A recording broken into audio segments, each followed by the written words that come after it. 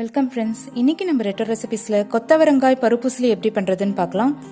இந்த சீனி அவரைக்காயை இந்த மாதிரி பண்ணிங்கன்னா குழந்தைங்களும் விரும்பி சாப்பிடுவாங்க.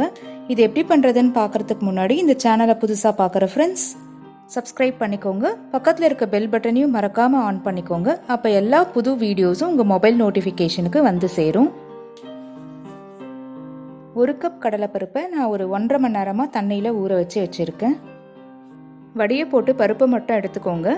அது கூடவே 4-5 வரமிளகா, இதுக்கு தேவையான அளவு உப்பு, 1/4 ஸ்பூன் மஞ்சத்தூள், பெருங்காயம். தண்ணி சேர்க்காம இந்த மாதிரி கொரகொரப்பாக அரைச்சி எடுத்துக்கலாம்.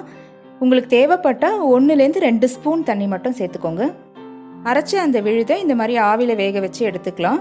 நம்ம சேனல்லையே பீன்ஸ் பருப்புசிலியும் எப்படி பண்ணுறதுன்ற அப்லோடு இருக்கும், அதை போய் செக் பண்ணி பாருங்கள். கொஞ்சம் வேறு மாதிரி இருக்கும்.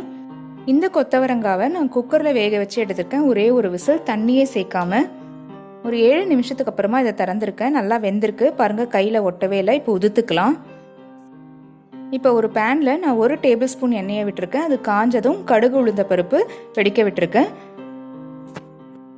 சூடு ஆறுனதும் முடிஞ்ச வரைக்கும் இதை நல்லா உசிலிச்சு எடுத்துப்போம்.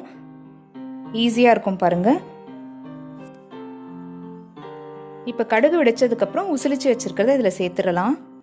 ஒரு 2 நிமிஷத்துலேயே இந்த மாதிரி நல்லா உதிர்ந்துடும். பார்க்கும்போதே சூப்பராக இருக்குது பாருங்கள். இந்த ஸ்டேஜில் நம்ம வேக வச்சு வச்சுருக்க கொத்தவரங்காயும் சேர்த்துடலாம்.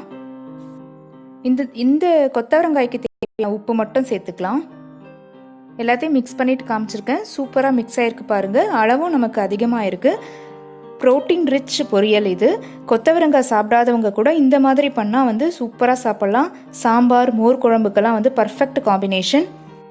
நீங்களும் இதை கண்டிப்பாக ட்ரை பண்ணி பாருங்கள். இந்த மாதிரி வேக வச்சு உசிலிச்சிங்கன்னா ரொம்ப சீக்கிரத்திலே இதை பண்ணிடலாம். இந்த அப்லோடு உங்களுக்கு பிடிச்சிருந்தா ஒரு லைக் கொடுங்க.